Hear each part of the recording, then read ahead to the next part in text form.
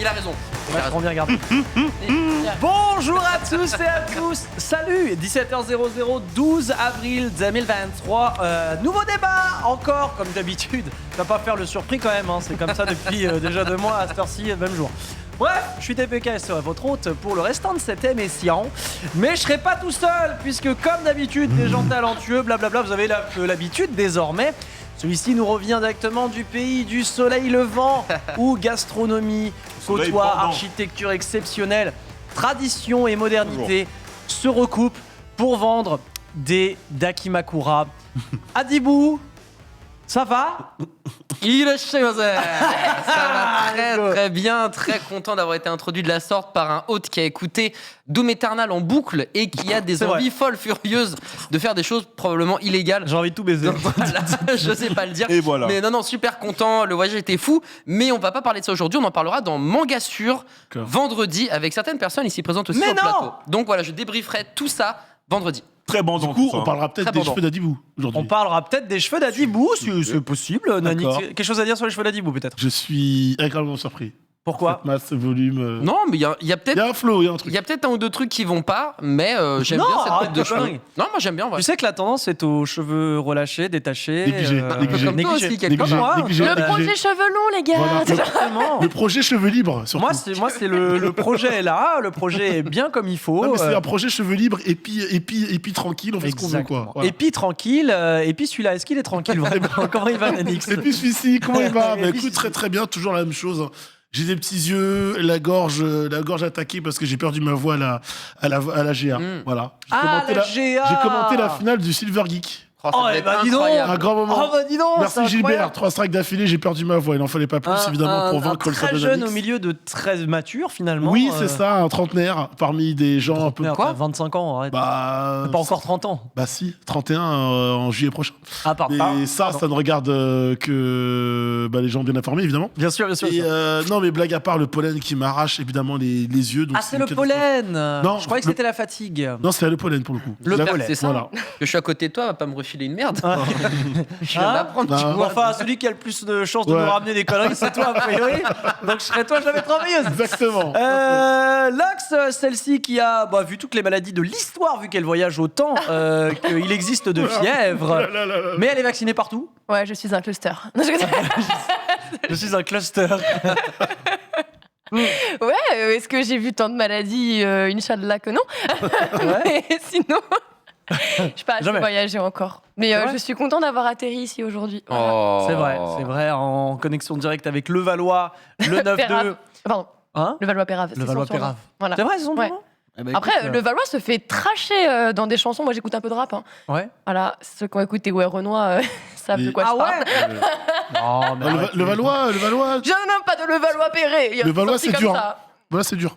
Moi, je trouve que le Valois-Pérave, c'est mignon quand même. Moi, je pense que c'est des jeunes rappeurs, parce que le Valois, il y a ne serait-ce que 25-30 ans, c'était de la merde. Tu vois ce que je veux dire? Et j'étais pas forcément né, toi non plus, Nanix. Donc, personne autour de ce plateau. Personne autour de ce plateau. Ici n'a jamais vécu à Levallois, mais il passe le plus clair de son temps, notamment pour doser risotto chaud à Street Fighter 2 Hyper Fighting. Moi? Ouais. Non, monsieur, moi je suis un enfant des Yvelines. Des Yvelines. Je passe tout mon temps dans les Yvelines. D'accord. On vient dans le 9-2 que pour ta. Pourquoi tu dis les Yvelines? Tu détailles bien les Yvelines. C'est un champion sur League of Legends. Yveline. Représente. Moi je joue. Moi je joue Yveline. Mais non, merci mon ref, on a joué un peu à Windjammer avec Risotto Show. C'était super sympa. Ouais, ça fait d'ailleurs très longtemps que je suis dans le 92 là actuellement, parce que j'étais chez Ken Bagar et on a fait le lunch talk. C'est vrai. On a fait le lunch talk, on a pu manger une belle échine de porc avec une marinade préparée à la sauce secrète de Reza. Supplément banane, plantain, vapeur et manioc. On a totalement mis Ken dans le bain. Il a terminé son assiette avant que j'ai eu le temps de finir ma phrase. Et je suis là actuellement avec vous. Content d'être là avec TPK, ça fait longtemps qu'on n'a pas fait d'émission ensemble. Très juste. Du coup, écoute. T'as pas ramené des bananes plantain pour nous, genre? Non, mais je vous aime pas en fait ici. C'est vrai, je suis assez d'accord. En vrai, moi j'aime bien l'honnêteté. Du coup, on est en Voilà. Sauf Adibou, sauf TPK. Évidemment. J'aime pas les autres, que les mecs sur le plateau. Voilà. Non, j'aime la régie. L'équipe technique, l'équipe de prod, la régie, les viewers, après les autres émissions, c'est pas notre don. Peut-être, sauf le récap peut-être, et Sauf puis le récap, let's peut-être. go et mon gars Parce qu'on peut pas se fâcher non plus avec le récap, ça serait dommage. Ouais, si on pouvait rester copains avec le JDH, ça m'arrangerait aussi. Continuons. Continuons. No Par contre, spoil. Persona, ouais, c'est ce que j'allais dire. Persona. Bisous, no spoil, bisous, je vous kiffe. Ouais, À mardi bah, prochain. écoutez, No spoil, effectivement, Ouais. qu'on embrasse. Bon, alors, dans le chat, évidemment, on dit bonjour. Sorry, I don't speak French, but what is le débat d'aujourd'hui? Eh bien, justement, Bah, fais-le en anglais, fais-le en anglais, transition? Because today we are going to argue about the fact that many of you maybe have leaked Nintendo games, and why not have maybe worked on different game modes? Oh là là, that's a lot of garde à vue. Because parce que tout simplement on va revenir sur ces différentes affaires Nintendo, à savoir que eh bien certains éditeurs laisseraient des modeurs faire leurs affaires et de l'autre non plus en fait. Enfin pardon, l'autre non, pardon. Alors que il y a un mec qui pop dans le chat. Salut, donc c'est anglais, bye, je n'aime pas l'anglais. Très bien. Très bien. Deuxième sujet. Est-ce que les leaks tuent l'expérience de jeu des joueurs? Puisque, effectivement, des leaks, il va y en avoir. Enfin, nous n'allons pas vous leaker des jeux, mais on va tout de même vous parler d'effets de leaks célèbres qui ont peut-être pu vous pas ruiner votre expérience avant même que le jeu ne soit sorti. Alors qu'on nous dit il est breton, on lui pardonne. C'est vrai que le pseudo est assez explicite. Jérémy de Rennes. Hein, J'étais en Bretagne ce week-end. On respecte les Bretons. Est-ce qu'ils parlent c'est anglais, les respect. Bretons? Mais on respecte tous les jours les Bretons. Allez, J'ai Yarmat, vu la personne Bretagne. parler anglais. Moi, je ne connais, je crois pouvoir J'ai vu dire. des anglophones sur place. Quoi Mais pas à des mon, Bretons. à mon hôtel, mais j'ai pas vu de breton parler anglais, c'est vrai. Est-ce que quelqu'un a déjà vu un breton parler anglais pour de vrai? Bah oui. Non. Bah, vous êtes sérieux là? Jamais. Mon ex-meilleur ami qui est parti dans les limbes de la bêtise a tenté de parler anglais une fois devant moi et c'était pas évident. Et c'est un breton. de base. Très bien. Mais je rêve. Écoutez, Hein? Vous êtes Quoi premier degré là. Non, mais moi, je ne prendrais pas Vous plus êtes de- premier degré là. Il y a, Moi, il y a- il y a 60% de tout et malheureusement 40% de vérité dans ce qu'il est en train de dire. T'es en train de dire. Que Premier sujet, Alors. du coup. Nintendo va poursuivre des modeurs pour avoir fait un mode multijoueur sur Zelda. Oui, c'est très sérieux. Ça nous vient directement de jeuxvideo.com qui relaye la news, hein, effectivement, puisque c'est un YouTuber qui aurait créé eh bien, ce mode multijoueur. Un mode multijoueur sur un Zelda, bon, a priori... certains en ont rêvé, hein, et se disent après tout pourquoi pas. Breath of the Wild, il a plusieurs, même si selon moi ça doit être l'un des pires jeux de l'existence, mais bon, pourquoi pas après tout. pire C'est jeu là. ou pire mode Pardon. Pire jeu ou pire mode dans ce cas-là Le mode. Oui, le enfin, mode, voilà. voilà, Oui, voilà. le jeu Ok, ok. devient. Le genre multijoueur, ok, d'accord. Voilà, devient exceptionnellement nul selon moi. Ok. Et autre news, tout du moins je suis le conducteur, GTA V qui a longtemps boudé les serveurs RP, et bien maintenant le studio approuve ces différents serveurs RP de GTA V ainsi que les mods tant qu'ils restent entre guillemets Il était temps. raisonnables. Tu m'étonnes vu la durée de vie que ça a donné au jeu, forcément. Hein. Non, pas déconner. Raisonnable. Et bah justement, qu'est-ce que ça veut dire Justement, raisonnable il n'y a pas de limite. C'est de la carotte sur un contrat raisonnable. Déjà dans un jeu C'est- où le raisonnable n'existe pas. C'est Oui. le principe et le propos de GTA. Yeah. Alors on nous dit que ce n'est pas une news, ça date déjà un peu pour GTA V, effectivement. Bref, première question autour de ce plateau. Et dans le chat, vous pouvez y répondre également. Est-ce que vous utilisez des mods? Je vais me tourner peut-être déjà dans un premier temps vers Adibou. Est-ce que tu utilises des mods ou est-ce que tu en as déjà utilisé? J'ai jamais utilisé de mode. Je pense que je suis pas sur les bons jeux avec des modeurs, etc. Donc honnêtement, je n'en ai jamais fait. J'en ai surtout jamais ressenti le besoin. Donc les seuls trucs que je voulais améliorer, par exemple, c'était graphiquement parlant sur Team Fortress 2. Je trouvais que graphiquement c'était très pauvre et j'avais vu sur les internets qu'il y avait des modes pour améliorer les graphismes et j'étais en mode oh, ça a l'air d'être incroyable comment ça marche et tout, mais c'était trop compliqué, il fallait dans les fichiers en enlever, en remettre, etc. Ah ouais, c'est Bref, souvent j'ai comme jamais ça. fait. J'ai jamais fait. Donc non, j'ai jamais modé, j'en ai jamais eu l'envie, genre littéralement. L'envie jamais. d'avoir envie. Non. L'envie d'avoir envie. Nanix, petit mode. Ouais, je ne mode, sais on parle pas. bien juste de skin ou c'est vraiment juste un update du jeu Tout, une surcouche Le tour de communautaire. mode que Une t'installes. surcouche, un mode, ok, Un mode non bah, officiel. Un mode, un truc qui a été développé par un autre gars Ok, que tu implémentes dans un si jeu. sur un jeu qui parlera peut-être à certains membres du chat, c'est le jeu de gestion de football Football Manager. exactement. Donc tu avais des modes dans lesquels FM. tu pouvais prendre les persos de Captain Tsubasa. Oh, la bonne idée. Oui, je m'en suis servi. Et puis, tu as les modes qui te permettaient évidemment d'avoir toutes les licences Ligue des Champions, etc., ce que tu n'avais pas à la base, parce que pour une question de partnership avec le studio de développement. Donc, j'ai un peu utilisé des modes, mais c'est pas vraiment le terme qu'on employait, nous, à l'époque, sur FM. Donc, voilà, à cette époque-là, mais en dehors de ça, sur d'autres jeux, jamais. Et ça m'est un peu comme Adibou, je n'ai jamais ressenti le besoin. Voilà. Très bien. Pas de besoin de modder, non. que je cherche dans ma mémoire, mais là, il n'y a rien qui me revient. Non, vraiment par FM. Ouais. Sur WoW, j'ai un mode pour le rendre plus joli. Pareil, moi, c'est que des modes genre. Des add-ons, parce que les add-ons, on peut dire que c'est du mode. C'est pas vraiment un add-on parce que je me suis fait chier à rentrer dans les fichiers, etc. Mais c'est un mode qui permet d'avoir une sorte de. En mode feu de l'amour, tu sais. Genre les filtres qui te permettent d'avoir énormément des paillettes, de flair, etc. Ah, le lens flare, bien sûr. Et du coup, le jeu est beaucoup plus beau. Et ça, par contre, effectivement, je pense que c'est considéré comme un mode. Mais moi, c'est que des modes esthétiques. Add-on, dès qu'il y a une surcouche complémentaire, c'est le mode. À l'époque où le jeu sortait sur console et PC, du coup, les joueurs PC craquaient la version, créaient des modes pour pouvoir améliorer des choses dans le jeu. Et du coup, tu pouvais récupérer le fichier source et le foot sur ta console. Donc oui, sur PS aussi. Donc que du foot, moi, en l'occurrence. Sondage en cours. Est-ce que vous utilisez des modes sur vos jeux? Oui ou non? Il reste encore quelques secondes pour voter dans le chat. Je sens qu'on a à peu près le point de vue du chat. Lox, de ton côté, est-ce que tu as déjà utilisé des modes? Oui, Nexus V, oui. Nexus Mode. Non mais je suis tombée dans le. En fait, moi avant je croyais que les modes c'était genre normal, tu vois, ouais. genre c'était pour moi c'était normal de craquer un peu un jeu et tu vois de remettre des trucs, enfin voilà. Appelle la police. Je suis arrivée moi je suis de cette génération, OK. Ça de Levallois. Oh là, j'allais faire des trucs de fou là. Non, on est en émission. Du coup, j'ai bien sûr. Et moi, je vis pas sans mode en fait. Je trouve que les modeurs ont trop de talent et heureusement qu'ils existent. D'ailleurs, combien de fois ils nous ont prouvé par A plus B, on rentrera dans le débat après. Oui, j'adore les modes. J'adore les modes. J'ai découvert un mode hier sur Overwatch. Tu savais que ça existe? Attends, une aparté. Bien sûr. Ouais. Tu connais Tinderwatch 2? C'est un mode. Tinderwatch 2. Je te jure, nous on a des modes pour entre nos games et tout, tu vois. Donc on a rajouté des modes pour nous faire des parties rapides en mode arcade. Okay. Et genre on tombe sur Tinderwatch et on dit mais attends, c'est une blague, c'est quoi? Et moi je commence à troller en disant non mais tu sais c'est un mode blague de Tinder quoi. Ouais. Et je rigole pas, j'arrive, c'était un vrai questionnaire, il me demandait mon genre, si je voulais d'ailleurs, est-ce que j'en avais ou pas. Plein de trucs, des questions, mon âge et tout. On n'a pas pu aller au bout parce qu'on a trouvé une game. Et je voulais. C'est incroyable ça. Et du coup voilà, moi je ne vis pas sans mode. Les modes c'est toute ma vie. J'en découvre tous les jours. Ma foi, Tinderwatch, côté Reza, est-ce que tu as déjà utilisé des modes? Moi j'ai modé, je suis un peu comme Lox, les modes, j'ai envie de dire. À partir du moment où j'ai eu un PC entre les mains pour pouvoir y jouer et que j'ai eu internet, quand je pouvais améliorer mon expérience de jeu, je le faisais. J'ai eu des modes que j'ai fait, on va dire, par exemple récemment pour refaire des anciens jeux, Need for Speed Underground 1, Most Wanted et Carbon, qui ont toutes des versions avec des meilleures textures, 4K, tout ce qui va avec.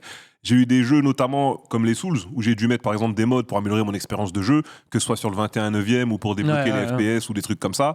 On a eu Assetto Corsa, parce que j'ai aussi un setup simulation de Vroom Vroom.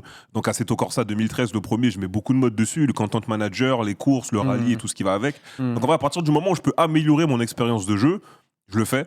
Et bien évidemment aussi pour tester quelques jeux Nintendo Switch, parce qu'ils sont moches sur la console d'origine.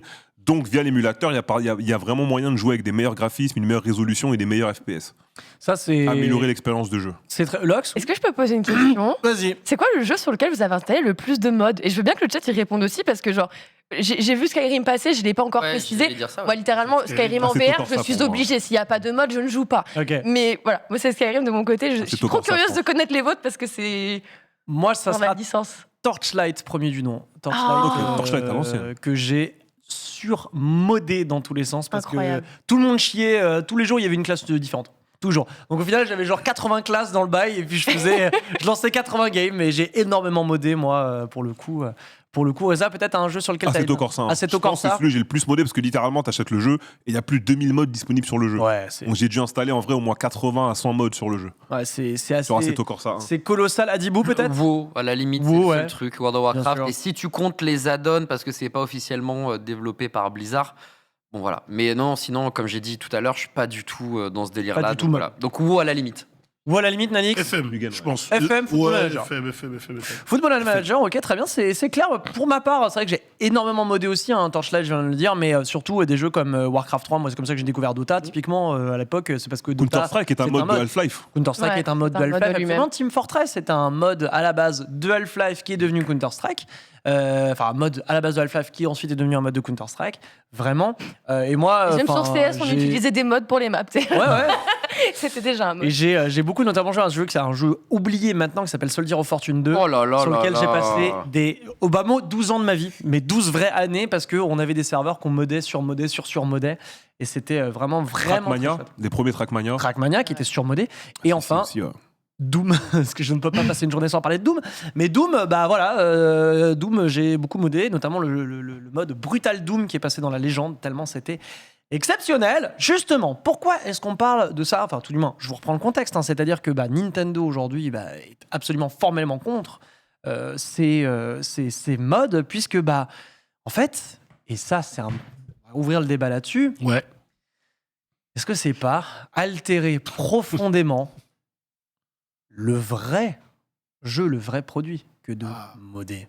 Le truc, c'est qu'en fait, moi, ce qui me dérange dans ce débat-là, c'est que oui, t'altères le jeu de base, mais en fait, en quoi ça fait chier l'éditeur ou développeur en soi, puisque le mode n'est pas payant. Tant que le mode est gratuit et que c'est un délire de fans pour d'autres joueurs qui ont envie de se faire un kiff, là où ça deviendrait chiant, c'est qu'il y ait une économie parallèle. Un jeu dans le jeu qui se crée à travers de ce mode-là et que le mode soit payant. Et qu'il y ait une économie qui se fasse et que le jeu, quelque part, ressorte sur le marché de manière sombre, on va parler du marché noir, et procure de l'argent aux modeurs. C'est pas le cas, première des choses.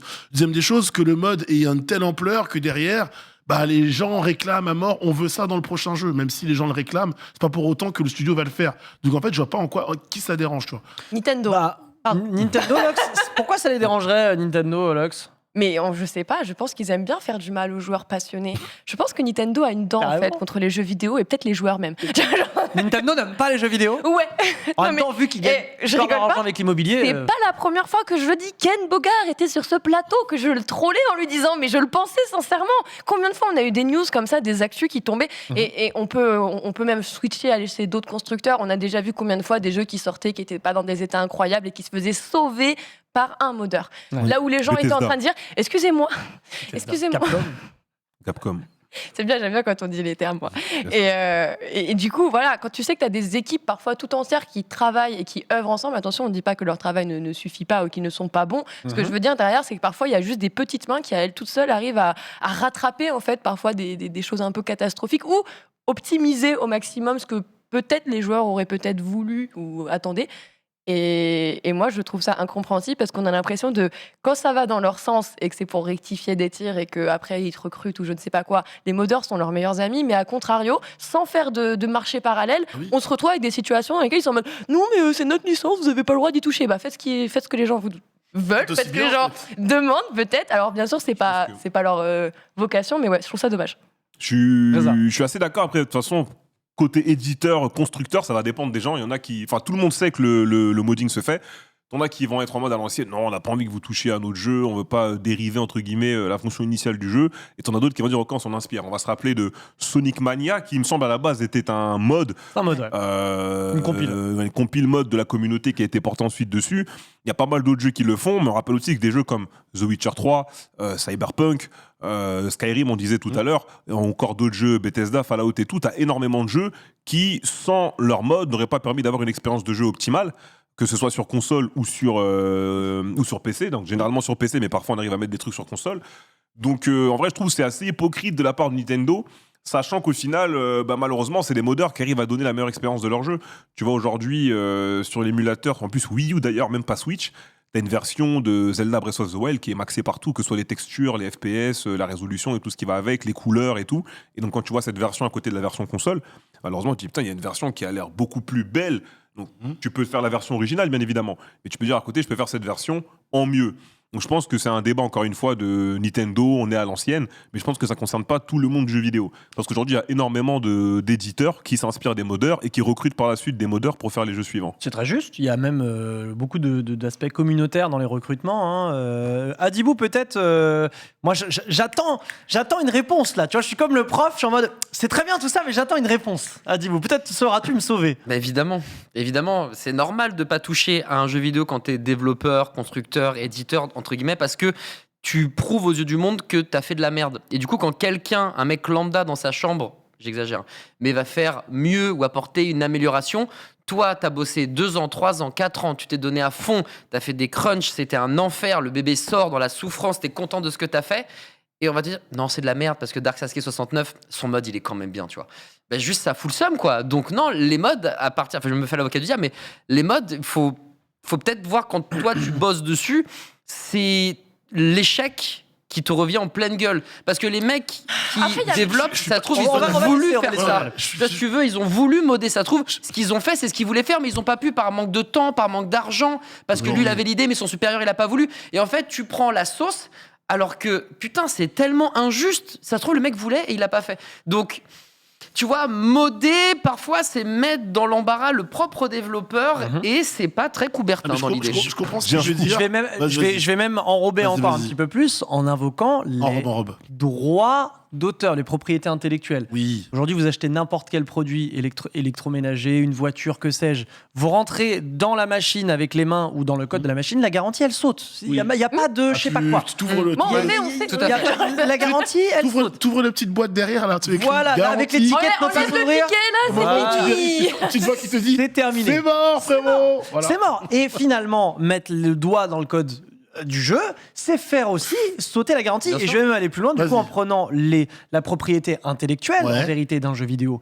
Puisque c'est manipuler des IP qui nous dépassent. Aujourd'hui, ce modeur qui fait un mode multijoueur pour Breath of the Wild, il a manipulé l'IP Zelda, qu'il le veuille ou non. L'IP Zelda, elle vaut des milliards, il y a des ayants droit, ils sont dispersés aux 4 coins du Japon, c'est les bouts de la Triforce de Wind Waker, tu vois ce que je veux dire.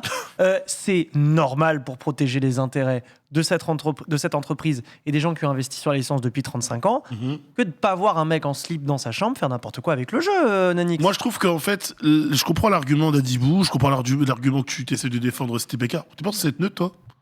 Moi? Oui. Non, je vais plus loin. C'est-à-dire, je m'appuie sur Adibou et je vous laisse faire. Ouais. Battez-vous. Ouais, la mécanique, elle était un peu bizarre, mais c'est pas grave, on te pardonne.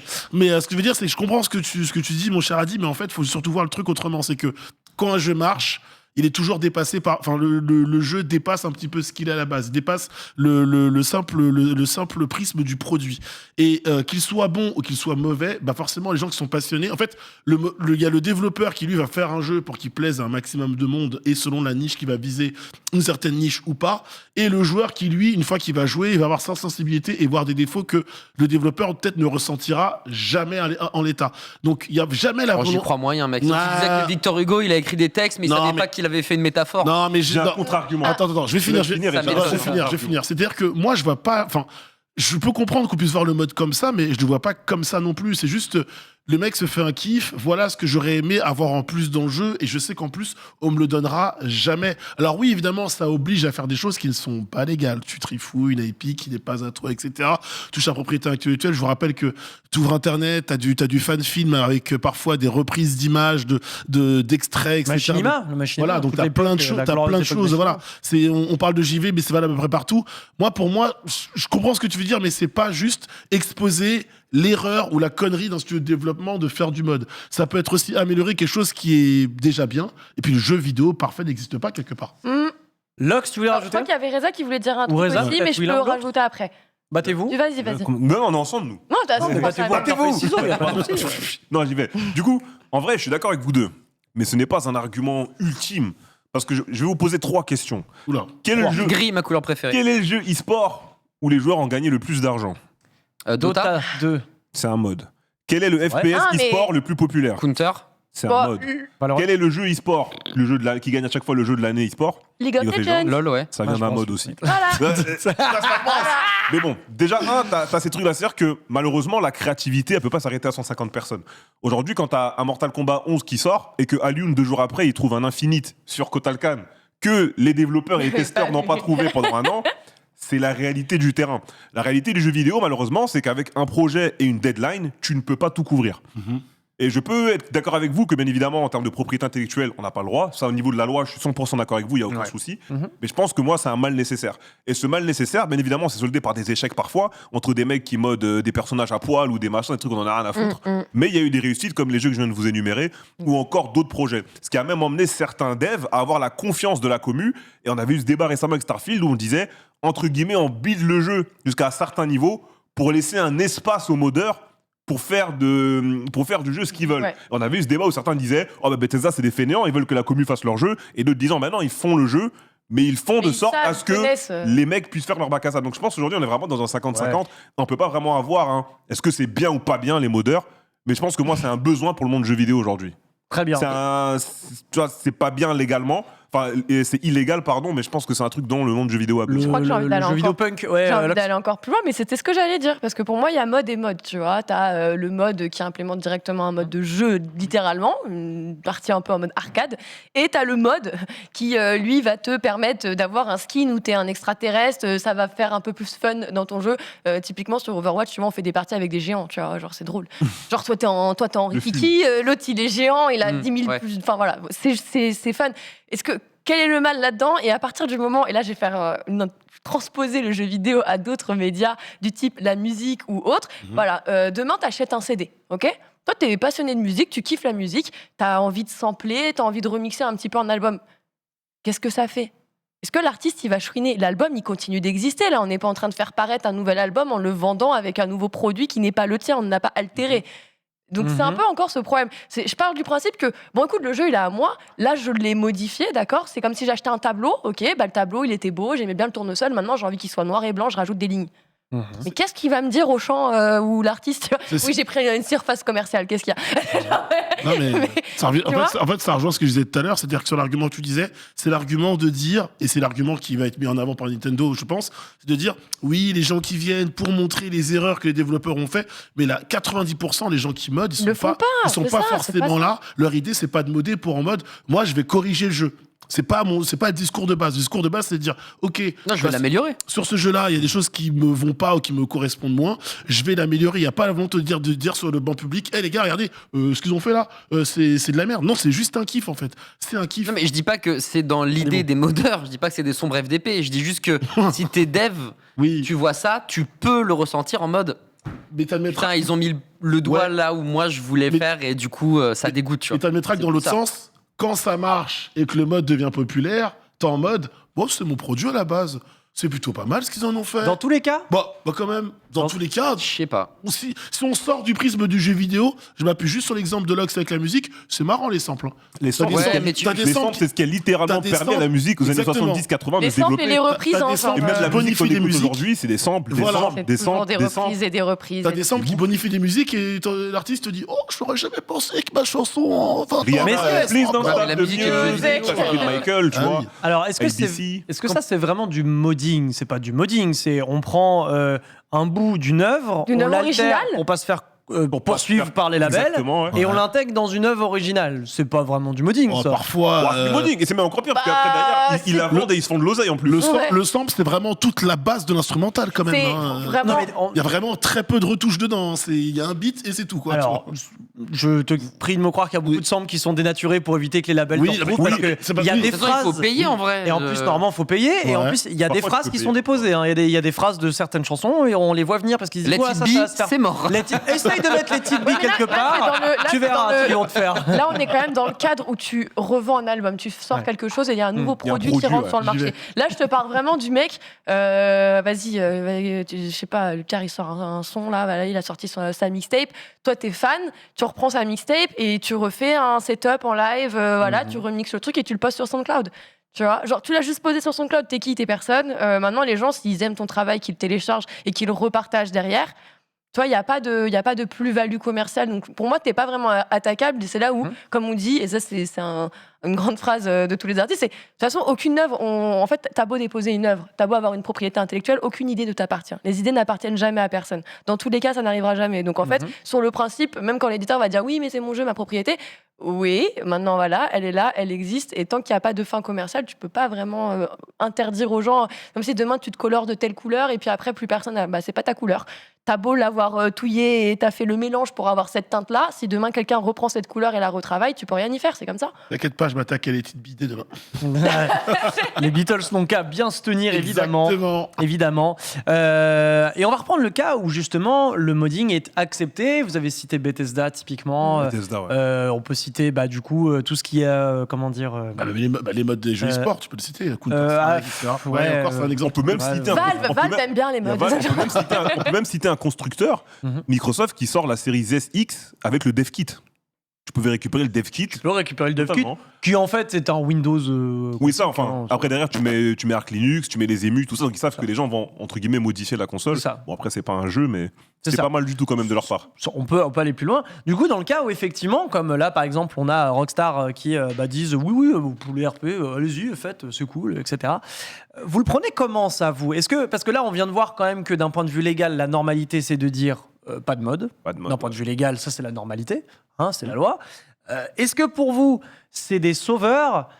C'est un argument marketing de dire que Bethesda laisse faire les modeurs. C'est ni plus ni moins qu'un argument marketing, puisque comme vous l'avez dit, Skyrim, ça s'est vendu par millions de palettes, mais sans la communauté de modding, je pense qu'il y aurait peut-être un impact en moins. Vous le prenez comment, le bon élève côté communautaire, Reza ? C'est un remerciement. Oui. Moi, je pense que c'est un remerciement et c'est avoir les pieds sur terre. Je pense qu'il y a là les jeux, ils savent que sans leur commu, ils seraient rien du tout. Tu vois, vraiment, on va parler français. Il y a des jeux où, clairement, la commu a sauvé le jeu. La première année, c'est catastrophique. Ils essayent de faire 2-3 mises à jour. Après, c'est les commus qui font mode là. Tu vois, aujourd'hui, il y a des trucs, c'est pas normal. Tu vois, t'as des jeux où, entre guillemets, t'as pas à le faire. Mais t'as des jeux qui sortent en 2020 où tu dois modder le jeu pour pouvoir Je peux te demander un exemple ? Oui, y a pas de souci. Among Us. Among Us aussi, voilà. Qui sort 2018, qui explose en 2020, mais avant d'avoir des vrais nouveaux modes, c'est des modeurs qui les avaient fait, quoi. Donc tu vois, Bethesda aujourd'hui, c'est vraiment trop gros pour passer à côté de la communauté. Et ils savent que littéralement, c'est un jeu communautaire. Et quand tu sais, entre guillemets, qui consomme ton jeu et qui fait que ton jeu fonctionne, t'es obligé d'aller vers eux. Et je pense qu'aujourd'hui, quand Starfield, ils avaient annoncé ce qu'ils comptaient faire par rapport aux modeurs, pour moi, c'était un cadeau et c'est pour ça que j'étais 100% d'accord. Là où d'autres gens le voyaient comme ils essayent de limiter le développement du jeu pour laisser la commu faire leur travail à leur place. Et non, vous n'avez pas compris. Vous avez déjà pas compris pourquoi la plupart des mecs qui dosent des jeux Bethesda, ils le font. Et si aujourd'hui, ils se permettent de faire ça, c'est qu'ils savent très bien que c'est ce qui va plaire le plus à leur communauté. C'est des jeux Donc, je pense que ça va être du cas par cas. Des jeux qui s'y prêtent, des jeux bagassables. Aujourd'hui, prenez Minecraft. Je pense que s'il n'y avait pas eu de communauté de modding, Minecraft... on n'en serait pas là, mais il y a quand même un gros morceau de la communauté Minecraft qui aurait fait autre chose, tout simplement. Lox, de ton côté, tu trouves que c'est un remerciement ? Ouais, enfin pour moi c'est de la reconnaissance. Okay. Très clairement c'est de la reconnaissance parce que historiquement le jeu n'était pas dans le meilleur des états, mais il avait un vrai potentiel. Et moi je trouve que c'est encore mieux, tu vois, parce que c'est bien, vous avez une équipe forte qui est capable de produire de superbes choses. Maintenant, quand vous assemblez le tout avec l'ensemble de votre communauté, vous pouvez aller encore plus loin. Et c'est ce qui a permis au jeu de traverser autant d'années, de partir sur plein de plateformes comme ça et de perdurer et de devenir aussi un mastodonte. Outre son univers sonore et tout ce qu'il a présenté qui était déjà qualitatif, c'est pas parce qu'on a fait des modes qu'on disait que Skyrim n'était pas bon. Justement, je trouve que plus il y a de l'investissement de la part de la communauté, plus ça veut dire que le jeu est une véritable pépite et qu'il y a un attachement derrière. Donc pour moi, il y a plus une forme de reconnaissance et je trouve que c'est cool. Alors même si j'arrive à entendre, bien sûr, que certains voient ça comme un aveu de faiblesse, en mode on est trop nuls, faites notre travail gratuit, s'il vous plaît, sans être payé. C'est pas moi, je le vois pas comme ça, même si j'entends que certains puissent le concevoir de cette manière. Très bien. Alors, s'il ne touche pas de thunes sur le modding, c'est une chose, mais s'il touche à la thune parce qu'il stream, tu rentabilises le mode de façon indirecte. Et ça, c'est très juste et on ne l'a pas dit. C'est que cet homme-là qui a fait un mode multijoueur, il vend du watch time et il vend pas forcément le mode à proprement parler, raison pour laquelle là, on est déjà sur du commercial. Nanix, de ton côté ? Oui, on parle bien toujours de... des bons élèves du modding. De Skyrim, on parle du coup de Rockstar qui a accepté ça, du coup, pour GTA. Par exemple. Parce que le RP... Parce que le RP a quand même donné beaucoup de force à ce jeu, même si GTA n'avait pas besoin du RP pour continuer à être joué, mais pour tenir sur autant de plateformes. On parle toujours du 5, évidemment, parce que le 6, voilà, on a le temps de le voir venir. Le RP a mis de la lumière à la fois sur les plateformes de streaming, à la fois sur YouTube, à la fois en partie pure, chacun chez soi, et communautaire au jeu. Donc je suis d'accord avec mes deux collègues de gauche, c'est à la fois une marque de reconnaissance, à la fois du remerciement. Non, mais c'est dur d'aller contre votre argument là sur le coup, parce que je pense que vous avez raison. Et puis c'est aussi l'occasion de dire, voilà, en fait, le truc, c'est que quand tu modes, tu sais jamais. Je pense qu'il y a aussi une petite part pas de crainte, mais que tu te fasses ban pour un truc, que derrière, il y a une mauvaise pub à ton sujet, etc. Là, le fait qu'on dise, voilà, le mode est autorisé sur nos jeux, etc., t'es en mode, cool, j'avais déjà pu faire des choses en ayant un petit peu la crainte de me faire un petit peu limiter à bout d'un moment par Rockstar. Là, je vais pouvoir faire ce que j'ai envie de faire, enfin, dans la mesure du raisonnable. Il faudra que Rockstar explique ce qu'ils entendent par mesure du raisonnable, n'est-ce pas ? Mais au moins, ça va aussi permettre à d'autres qui peut-être n'osaient pas faire de mode de pouvoir se lâcher aussi. Adibou, de ton côté, oui. On est sur un argument marketing, une vraie recette du succès. Qu'est-ce qu'on est sur quoi ? Justement, je serais très curieux de savoir comment a vécu Bethesda l'arrivée de tous les mods sur Skyrim et comment tu vis le fait que ton jeu est presque plus connu parce qu'il y a des mods que toi de base, tu vois. Genre, ça a fait tellement de buzz, ça fait tellement de bruit. Les gens, t'as l'impression qu'il y a personne qui joue un Skyrim de base. Genre, il est obligatoirement modé. Moi, je crois pas. En vrai, je pense que vraiment... Genre, j'ai l'impression que tout le monde mode, tu vois. Bien sûr. Mais en vrai, j'aimerais trop savoir comment l'a pris Bethesda, en fait. Est-ce qu'ils étaient contents, est-ce qu'ils n'étaient pas contents, etc. Honnêtement, de mon côté, je pense que c'est... je pense que tu dois être fier de voir à quel point tous les gens font tout et n'importe quoi. Ce Sonic est doomed. Il est maudit. Vraiment, il est maudit. Il est maudit. Hein. Il est mods. Wow. Est-ce que vous avez vu les compiles sur Crusader Kings ? Parce que là aussi, il y a des modes où vraiment les skins sont fous. Il est incroyable ce mode Mario. Mais non, tu dois être fier quelque part. Tu dois être fier que, comme le disait Locke tout à l'heure, ta communauté aime tellement le jeu qu'ils sont prêts à faire tout et n'importe quoi. Le problème, c'est que dans tout et n'importe quoi, t'as n'importe quoi aussi. Donc ça peut vite déraper, ça peut vite partir en vrille, donc c'est quand même à toi. En fait, ça te donne aussi une surcharge de travail parce que les modeurs vont faire tout et n'importe quoi, ça va être chambé, et puis à un moment tu vas tomber sur des modes glauques et ça va être à toi de faire la police et ça va être à toi de te rajouter un taf qui n'était pas fait à la base. Donc voilà, c'est à la fois la croix et la bannière pour, je pense, tous ces développeurs, constructeurs, éditeurs qui doivent être très heureux et aussi très saoulés de voir des modes horribles qui dénaturent leur jeu, mais 2000%. Ça, c'est le moins qu'on puisse dire. Et en parlant de jeux dénaturés, celui-là ne l'est pas encore, mais peut-être vont-ils gâcher la sortie de ce dit jeu. Parler de Nintendo en ouverture de sujet, je vous propose de continuer de parler de Nintendo, encore what, pour le deuxième sujet, puisque, à l'aube de la sortie de Tears of the Kingdom, on le rappelle, le 12 mai prochain, Ouais. Dans un mois pile-pile. Dans un mois pile-pile. Pardon. Pile-pile et le coyote, tout à fait. Ouais.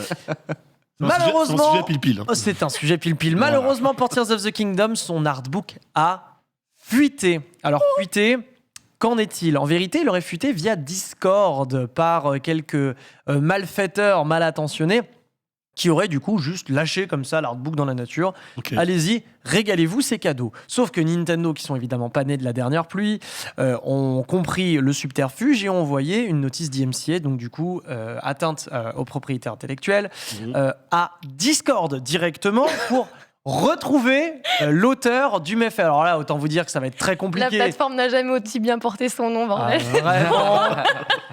À chaque fois, ils sont dans la sauce, ils demandent rien. À chaque fois qu'il y a une histoire sur la plateforme, c'est la plateforme qui prend. Clairement. Alors, c'est très sérieux, puisque Nintendo s'en prend au serveur Tears of the Kingdom officiel Discord server, sur lequel 6 liens avaient été publiés, renvoyant vers des images issues de ce qui semble être l'artbook officiel du jeu. Donc d'après Torrent Freak, l'entreprise a réagi rapidement. Discord a répondu 8 minutes plus tard à Nintendo que le contenu violant le droit d'auteur serait retiré rapidement. Mais 10 heures plus tard, Nintendo revient à l'attaque demandant l'examen et le retrait immédiat du serveur. Puisque, entre-temps, ça a continué de se partager ce PDF.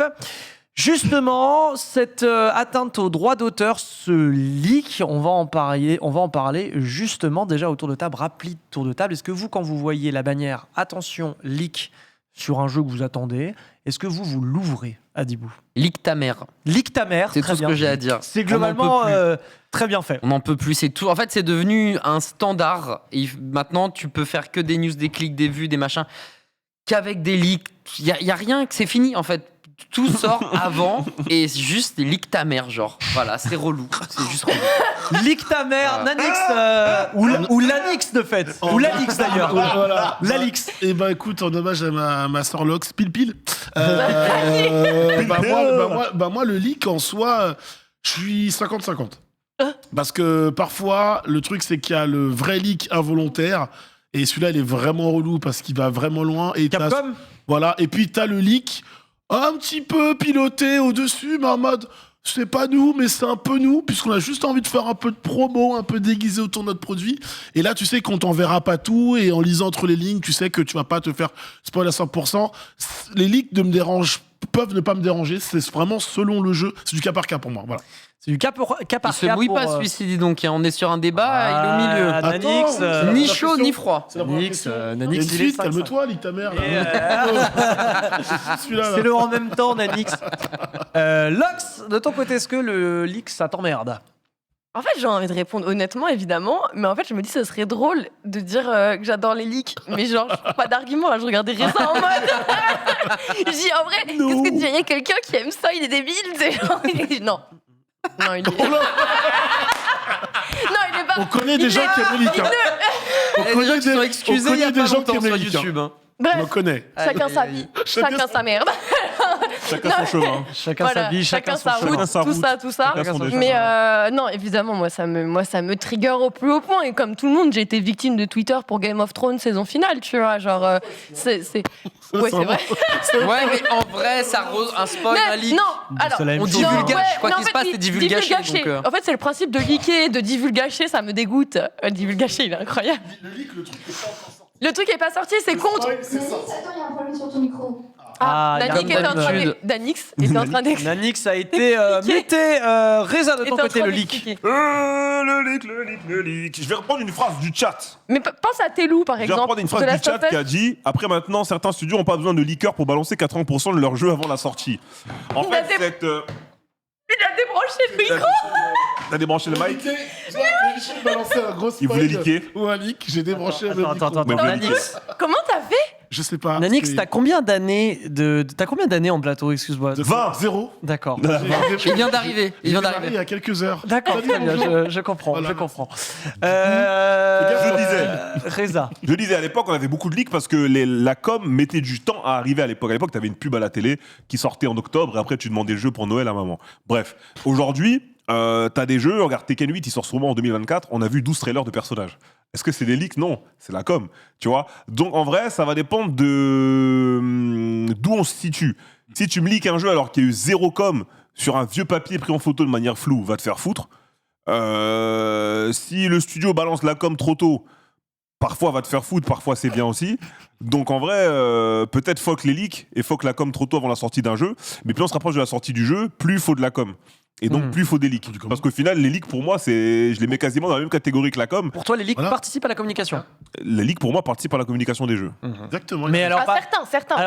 on va... Pas tout le temps. Dans certains cas. Remettons les choses au clair. Je vous sens. Il est véhément, lui. Je vous sens véhément, Mais monsieur Nanix. écoute bien ce que j'ai dit. J'ai dit plus on se rapproche de la sortie du jeu. Bien Parce que sûr. par exemple, le mec qui monte le fichier de GTA 6 2 ans avant, on s'en bat les couilles, pourquoi il fait ça, tu vois. Il est relou, lui. Il a pas besoin de voir ça. Et c'est ce relou, qu'on mais a- j'ai kiffé. c'est ce qu'on a eu. Tu vois. Mais par exemple, on est à 2 jours là de la sortie de Tears of the Kingdom. Ouais. Par exemple, mettons le jeu sort là dans Et demain. c'est possible que ça arrive. Demain. Ok, je sors demain. En fait, il y a un mec qui vient et dit bah en fait là lui là c'est le boss final.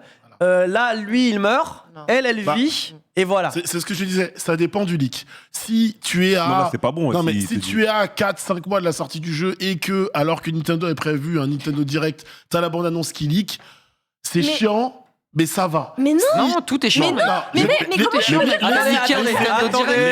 Mais faut le foutre en prison, lui. C'est Laissez terminer Nanix. Laissez-moi s'il vous plaît. parler. Amenez le Par geôlier. contre, parce que la bande-annonce, quoi qu'il arrive, elle va pas te spoiler l'intégralité du jeu.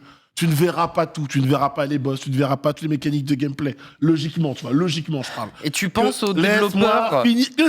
Tu Mais penses pas aux développeurs. alors que, laisse-moi terminer. Alors que vraiment, comme l'exemple que prenait TPK, 2 jours avant, il y a un leak où il y a toute la roadmap du jeu, tout le walkthrough, avec tous les boss, les passages, etc. Là, je suis contre, totalement contre. D'accord. Voilà. Parce que Donc pour toi c'est une question de ton timing et expérience de de. jeu. Oui, pour reprendre un peu ce que disait Reza, c'est-à-dire que le leak égale la com. Et en fait, tout dépend de comment tu communiques autour de ton jeu, tu vois. Personne va communiquer, une personne communiquera sur l'intégralité du jeu 2 jours avant. Donc là, c'est un leak relou, tu vois. Et c'est un Ok. truc pas du tout maîtrisé. Donc, Et j'ai envie de dire, même quand Mais- un jeu est sorti, Il suffit juste que tu sois streamer à un moment, tu peux te faire leaker tous les jours. Mais je suis tellement pas d'accord, mais c'est grave, je suis désolée, mais il n'y a pas que avant la sortie d'un jeu. Moi, tu me dis Metroid Dread, il sort, ok, trop bien. Maintenant, tu m'expliques je vais pas vous spoiler. Je vais pas vous spoiler, d'accord. Mais tu m'expliques la fin, nanani, nanana, que truc machin là, et que c'est machin. Non, je joue pas, je le fais même pas le jeu tellement je suis dégoûtée, j'ai même plus d'intérêt à le faire le jeu. Genre même que tu me le dises 2 jours avant la sortie ou 6 mois avant, je m'en fous, tu viens de niquer mon expérience. Du coup franchement pour moi il n'y a pas de bonne ou mauvaise com à prendre là-dedans parce que t'as plus... Une bande-annonce, c'est vraiment la présentation d'un jeu. T'as vu les bandes annonces aujourd'hui, tu vois tout quasiment dedans. Franchement, ça dépend des bandes annonces. Attendez, là on confond spoil et leak, hein, attention. Il y a des spoils intégrés dans les bandes annonces, mais c'est la communication volontaire. Ça c'est maîtrisé, c'est volontaire, c'est l'éditeur. C'est une communication qui n'est pas volontaire. C'est ce que je te dis, si une bande-annonce sort avant qu'elle doit sortir, c'est le titre d'un jeu et sort avant que la com prenne la main dessus, t'es sur du leak à ce moment-là, tu vois. Oui, c'est une BR peut leaker. C'est le cas d'Ubisoft, notamment pour son trailer, le dernier trailer en date, mais on va dire que le damage control est un peu moindre quand même par rapport à un leak type voici 15 minutes de gameplay qui tombe. C'est ce que je vous dis. Une bande-annonce 6 mois avant le jeu, c'est beaucoup moins pénalisant. Oui, parce que ça allait sortir, c'est un moindre leak, c'est pas un vrai leak. Que la roadmap de merde. Oui, mais t'as quand même éclaté un Nintendo Direct en Ubi Forward. T'as quand même éclaté un truc qui était prévu. Genre, le dernier tweet d'Ubisoft, je me souviens, c'était en fait, tout a leaké dans notre Ubi Forward. Regardez quand même, parce que c'est là. Donc, en vrai, encore une fois, tu vas éclater le taf de plein de personnes qui se font chier, qu'on aime ou pas Ubisoft, Nintendo, Xbox ou qui tu veux. Il y a quand même des gens qui sont passionnés, qui aiment leur taf, et tu leur pisses à l'arrêt. Voilà, tout simplement, en faisant ça, en balançant des leaks, juste pour, encore une fois, des putains de vues, parce que les mecs qui leak, à part faire des vues, je vois pas pourquoi ils le font. Tu baises le travail de plein de personnes qui sont passionnées et qui ont tout préparé. Et ça, franchement, c'est casse-pied, tu vois. Moi, au-delà du simple consommateur, c'est chiant, tu vois. Ils aiment bien faire des vues. Moi, je pense que c'est pas les vues qui les motivent. C'est de se dire, j'ai pourri la vie des gens. Ouais, gâché. Ou alors, moi, je sais, du coup, on me regarde moi. Tu vois, je sais pas trop, mais quoi qu'il en soit, c'est hyper malsain. Il faut guérir ses blessures d'enfant et grandir et devenir un homme et une femme, quoi. Tiens, par exemple. Dans tous les cas, fuck les leaks et fuck les spoils. Fuck les leaks et fuck les spoils. Quel est, par exemple, pour vous, un leak qui vous a ruiné l'expérience avant même qu'elle débute? Est-ce que vous avez déjà vent de ça récemment? Ça peut être sur un jeu, ça peut être sur une œuvre, cinéma, musique. Je crois. Jamais. Ça me l'a ruiné un peu, mais du coup, vu que c'était pas le premier leak sur lequel je tombais dans ma vie, j'ai réussi à le digérer. Si on reste sur l'histoire du JV, c'est peut-être par rapport à The Last of Us Partout. Quand j'ai su comment le jeu se dessinait. Et tu le savais bien avant que le jeu sorte. J'étais en mode, les frères, attendez peut-être que le jeu sorte et balancez ça. Faites-en un spoil 2 semaines après ou une semaine après, mais peut-être pas. Non, vous voulez pas être spoil.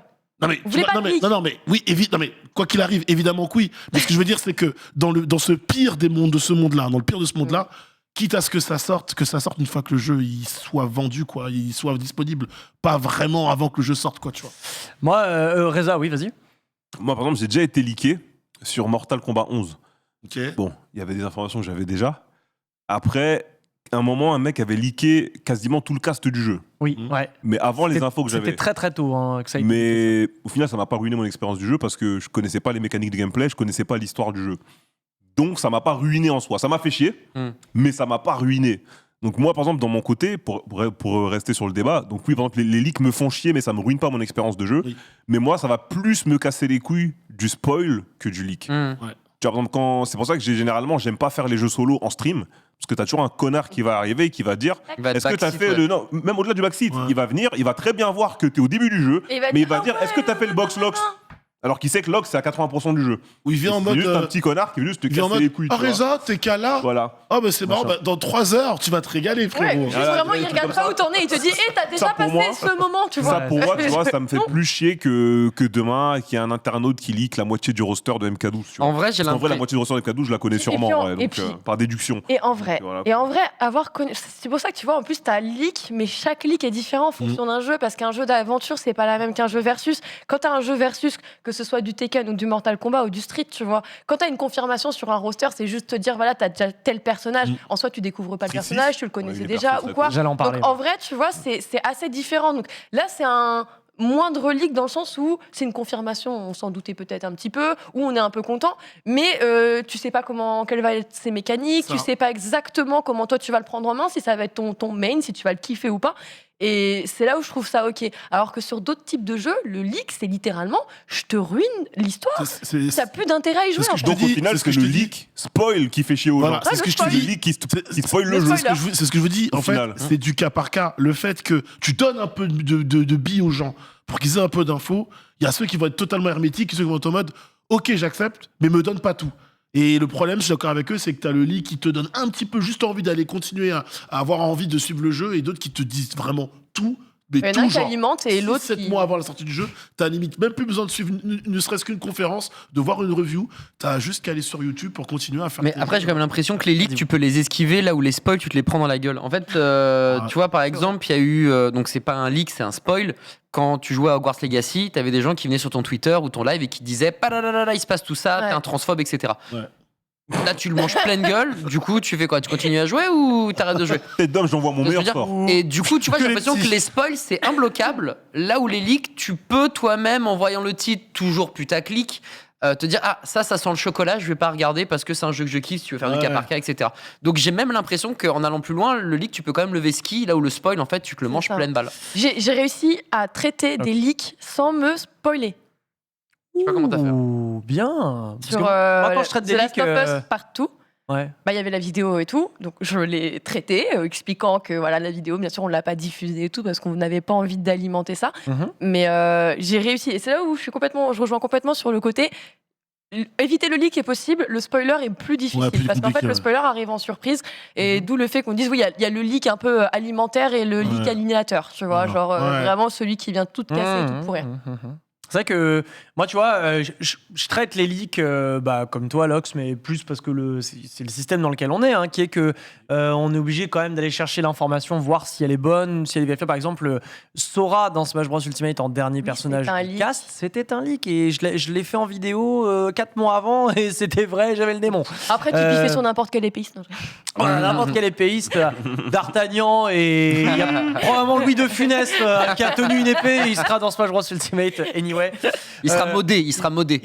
T'inquiète. Moi, je sais qu'il y a un leak, tu le citais, le leak de Street 6 avec tout le roster qui a leaké genre 48 heures après le premier trailer où tu vois juste Ryu en sandalettes et qui contracte les pecs. Avec les petites particules, les petites perles sur les orteils là. C'est tout. 48 heures après, tout le roster. Vraiment, je comprends. Et t'as rien demandé. Et j'ai rien demandé. Et ça n'a dérangé pas grand monde dans la commu. C'était plus de la fait chier. Moi j'ai vu de la hype en fait. Moi, les gens étaient dégoûtés pour. Moi ça m'a dégoûté. Moi ça m'a dégoûté de fou parce que j'avais envie de découvrir le redesign, j'avais envie d'avoir l'effet waouh d'un trailer par exemple, tu vois. Je reprends Smash Bros. Quand Cloud sort sur Smash 4. Le perso est en développement depuis des années. Ça fait des années que le perso est en développement. Il y a eu 0 information. Et quand le perso sort, j'ai encore les chills, tu vois. Alors que je déteste ce perso, tu vois. Et genre, je le vois pop et je suis en mode oh les cons! Et t'es en mode what? Mais comment ils ont fait? Sephiroth, c'est pareil. Qui a vu Sephiroth venir? Personne. Sora, on l'a vu venir parce que c'est un mec qui bosse avec les propriétés intellectuelles musicales de Disney, qui a dit on a vendu des musiques à Nintendo pour un certain 5 octobre, date à laquelle il y allait avoir le reveal de Sora. Donc évidemment, c'était le leak de trop. Tu vois, c'est un mec au pif. C'est un mec, il est là, la compta. Jean-Jacques Random. Et on a facturé Nintendo LTD. C'est quoi ça? Les gars, je vais tweeter ça. Ouais, voilà. Le mec qui allait sur 4chan au pif et dit non. Pas la moitié d'un con. Pas la moitié d'un con. Alors on devait parler évidemment du film de Mario. Bon, on a 1 heure pour traiter 55 minutes précisément pour parler de 3 sujets. Vite fait tour de table autour du film Mario Bros, histoire de bien clôturer sur Nintendo et dire que parfois aussi ils font des trucs très bien. Je vais faire très vite, c'était mortel, mais effectivement le scénario était pas forcément le plus stylé. Bowser MVP et Marcus que j'adore qui dit les rabat-joie ils écoutaient pas. Écoutez les rabat-joie parce que si c'est faible scénaristiquement parlant. Donc Marcus, désolé, mais là t'as tort, frère. Team rabat-joie pour Adibou. Très bon film d'animation, très bonne rêve. Seul problème, c'est que faut prendre son temps. C'est bien de montrer plein de choses, mais prenez le temps de les développer. C'est mieux. Meilleur perso, l'étoile bleue. Pour ceux qui ont vu le film. L'étoile bleue, c'est vrai, mais prendre son temps, c'est aussi, ça coûte plus cher. Lox. Moi, j'ai pas 3 heures pour une séance, et puis en fait, j'ai pas pu aller le voir parce que j'étais malade ce week-end. Je vais emmener mes neveux, j'ai pas pu, donc je vais pas écouter les rabat-joie. Justement, je vais y aller. Je sais pas, j'ai aimé. Reza. J'ai passé un excellent moment. Il y a eu tout ce que j'attendais d'un film Mario. Et si pour beaucoup scénaristiquement c'est faible, c'est parce que le jeu de base non plus, c'est pas du Quentin Tarantino. Oui, mais c'est pas une raison. Donc au final, pour moi, j'ai eu ce que je voulais. J'ai eu les Mario, j'ai grandi avec Mario et j'ai eu Mario au cinéma. Eh bien, je te rejoins pour ma part. C'était très bien. Vu lundi dernier, excellent. C'est tout ce que j'attendais d'un film Mario. Effectivement, l'univers, le scénario, les personnages sont pauvres, mais d'un autre côté, tout ça, c'est au service du gameplay. Vendredi, je débrief le film. Sur sur ta chaîne. Sur ma chaîne. Sur ta chaîne. Reza, MK_Reza sur Twitch. Merci beaucoup. Adibou également. Sur Twitch, toujours aussi. Ouais, merci. Nanix_95. Merci beaucoup. TPK, Mon cher Nanix, évidemment. Lox, merci beaucoup, ma chère Lox. Lox sur Twitch aussi. Moi, j'attends Théo, il fait mes assets, hein. Ah bah Théo fait les assets. Magne-toi, Théo. Qu'est-ce qu'il fout? Magne-toi, Théo, merde. Bon merde, des assets. Et quand, pour ma part, TP14 Live. Vu qu'on est plus à ça près, dans un instant, le récap avec des gens fantastistiques, puisque j'y suis. Vous allez faire une autre, un autre moment. Ça aurait été à chier. Ça aurait été de la D. Allez, à la semaine prochaine pour le débat.